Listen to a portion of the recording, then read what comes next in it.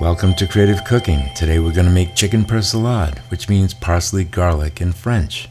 We're going to use a small, well-trimmed chicken breast, and we're going to cut that into little bite-sized pieces. You might say, well, why little pieces? Why not big pieces? Well, because you can also serve this as an hors d'oeuvre. But more importantly, you want to create more surface area. Now we're going to lightly season that with a little bit of salt and some freshly ground black pepper. And in addition to that, we're going to dust this chicken with a little bit of all-purpose flour. Not too much, just enough to coat the chicken with the flour. And that's going to make it a little bit easier to fry. It's going to brown nicely. And once the butter and the oil and everything is combined, it'll actually thicken the oil just a little bit, even though we're not actually making a sauce. Now, once you're done dusting your chicken, we're going to go ahead and prepare the garlic and the parsley. What I have here is some parsley from my garden and 4 cloves of garlic.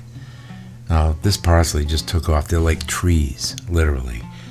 And how I prepare them is I just use a pair of kitchen shears and, I snip off the leaves because we don't want those thick stems in there. Now, you don't have to throw away the stems. You can put them in a vegetable broth or a soup or something like that, but not for this. And then we're going to roll it up and cut it as if we were preparing a chiffonade. And a chiffonade is just, well, what you see until we rotate it 90 degrees and then continue to chop it up. So I'll go ahead and speed this up for you. You don't need to watch me do this. And then the garlic, I like to smash it, just as you see here, and then just continue to mince that up. And once you've done that, you're good to go.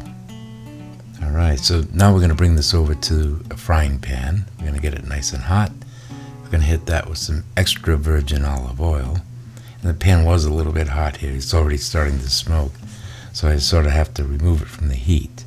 And I put about an equal amount of butter. I'm using salted butter, like I said before, which is why I salted it very lightly. And what you want to do here basically is just brown the chicken. Okay?